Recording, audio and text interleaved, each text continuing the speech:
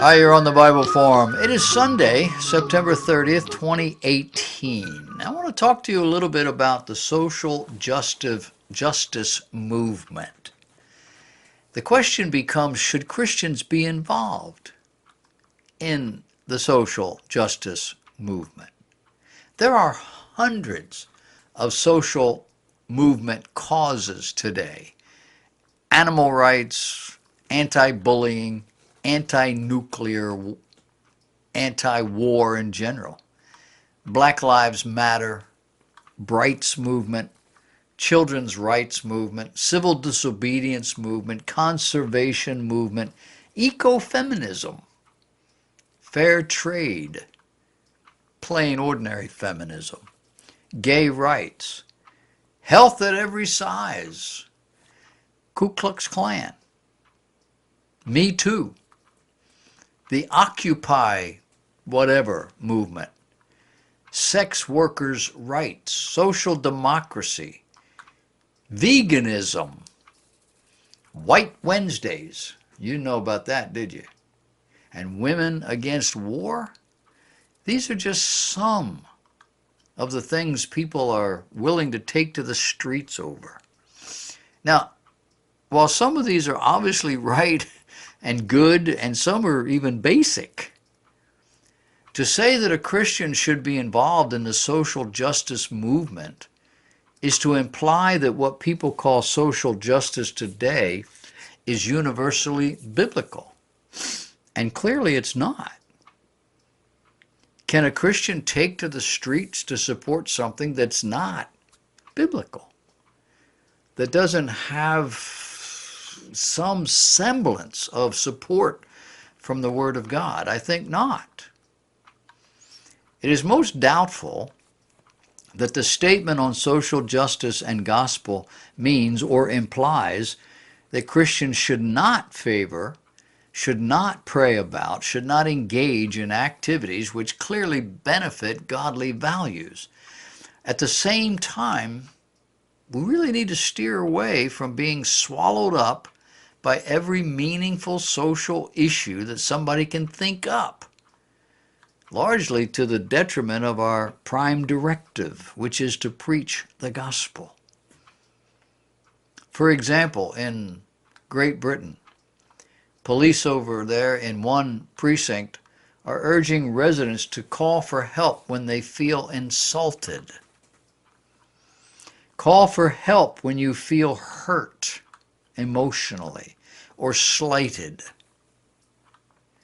In a world where snowflakes regularly complain of microaggressions, such as addressing an audience as ladies and gentlemen, that's insulting, the South Yorkshire police are encouraging people to put a stop to hate and report what they have loosely defined as non-crime hate incidents.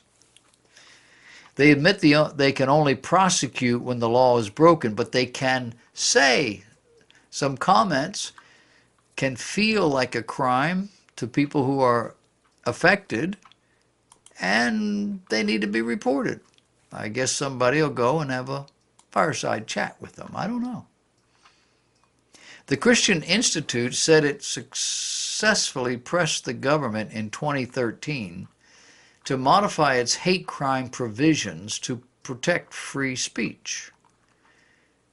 The Christian organization was joined in that effort by the National Secular Society.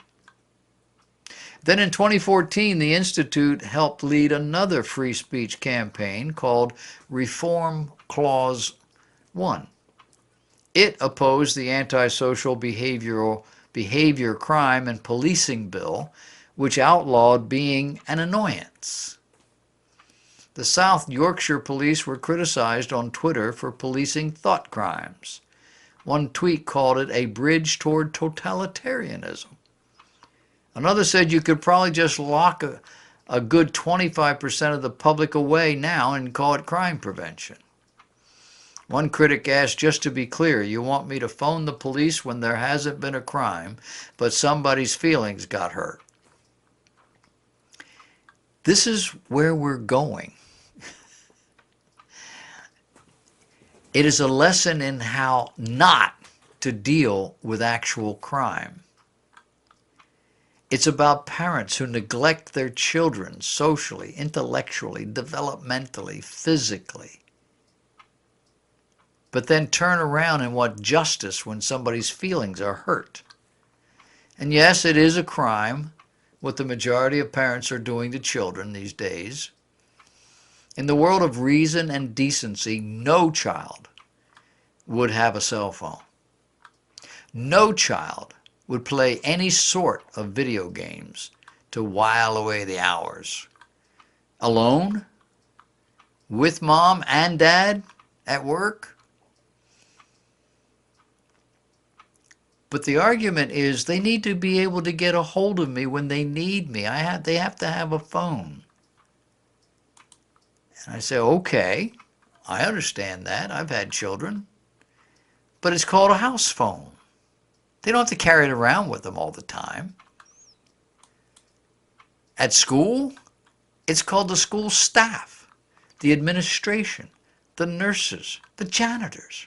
Now we got cops in the hall. What do you need a phone for?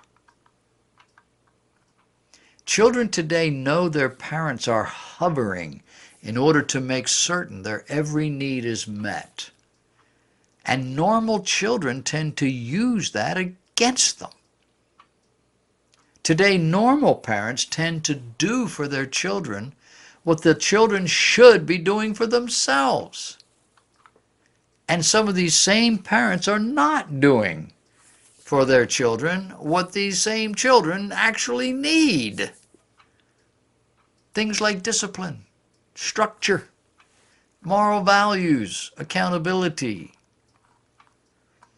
What is going on in a society that evolves to this kind of this kind of functionality? I had a man say to me years ago that I was on the radio and they could call in, and I was talking about this whole thing about giving these young children 7, 8, 9, 10 years old, a cell phone. And he says, I want my daughter to have a cell phone. She was 8 years old. She went to the public school. And I said, why? He said, because if there's a bomb threat, or if somebody comes into the school with a gun, there's a threat, I need to know that.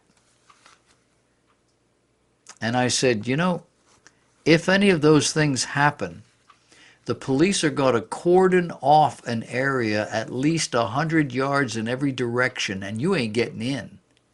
And it doesn't matter how many times your daughter calls you, they're not letting you in. Yeah, I know, but she still needs to have, for what? Well, she might have forgot her lunch. I very seldom forgot my lunch. Lunch was important to me. But I did forget my lunch on occasion. We're talking 1950s, early 1950s. The reaction, the response, never thought to call home. Never once thought, I'll call my mom, she'll bring me my lunch. No, if I called to tell her I didn't take my lunch, I'd be in trouble. And there would be no lunch coming to me. That simple. I remember having to call home in high school, never in grammar school, but having to call home in high school 3 times. Most of it had to do with gym. If I forgot my sneakers or something like that. But no sneakers were coming. I did have medical issues. And on 3 occasions in 4 years, my mother came and brought me something. Maybe it was medication. One time I had a severe case of athlete's foot, and she brought me some shoes that were not so harsh on my feet. That was it. And I can count on one hand the number of times that anybody came to school to pick me up to take me home. I lived a mile away from the school, rain or shine. You say, you had terrible parents. No, that's the way everybody lived.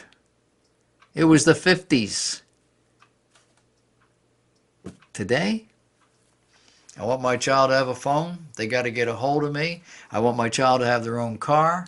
I want them to have all the benefits that they have. Some kid in the school finds, has something. They got to have one too. The fashion, everything. You just got to lockstep all these people in. What's going on?